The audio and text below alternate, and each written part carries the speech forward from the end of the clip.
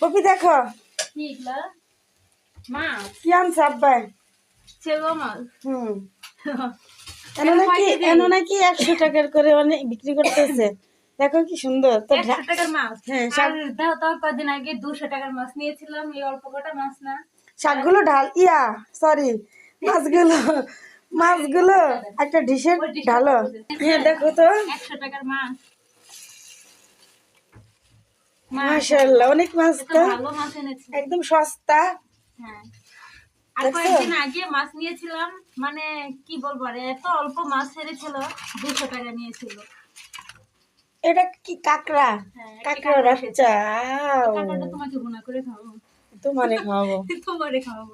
তো না, চেওয়া মাছ আমার আর আমার মার অনেক পছন্দ, বিশেষ করে অনেক খেতে পছন্দ করি চেওয়া মাছটা। চেওয়া মাছটি বেশিরভাগ আনা হয়েছে আমার মায়ের জন্য, আমার মা অনেক পছন্দ। আমিও পছন্দ করি মার সাথে সাথে। এগুলো টমেটো দিয়ে ভুনা করলে সেই স্বাদ খেতে।